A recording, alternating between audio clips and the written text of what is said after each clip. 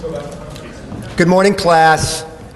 Good morning, teacher. Good morning, Mr. Welsh. So, I'm going to talk about programming, which happens less and less at Agile conferences, but screw that. I'm going to talk about programming. So, something I get asked to do a lot, you won't be able to see this very well. I get asked, so let's imagine a VB6 programmer, career VB6 programmer 10 years in. He decides, I want to become an Agile programmer for whatever reasons. He asks me, how do I begin to learn? So I recommend to him a stack of books, approximately 70 pounds of books. I don't know how many kilograms that is, I'm sorry. And it looks like 12 books, something like that. It's miserable, right?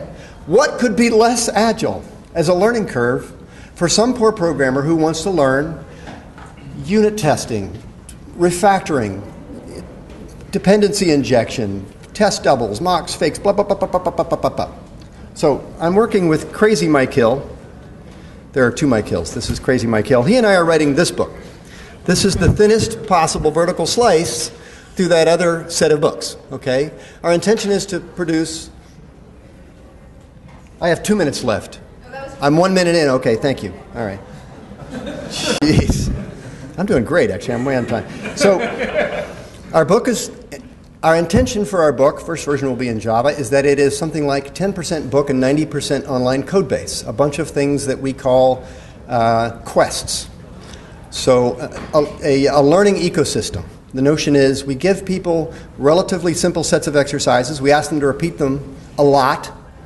So a little bit of code that we're expecting you to repeat, little kata, medium-sized kata, grand kata, hundreds of times. Then when they think they're ready, they come to somebody who's been ordained, an assessor, and they get a pass grade or a fail grade. Basically, that means either the bear got you or you got the bear.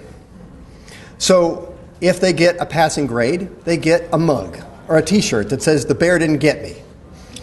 And they go out into the world, and the world tells us as a community how valuable that particular book and learning system was. To have passed that, by whatever definition we come up with, what's predictive about that? Okay, now the guts of it.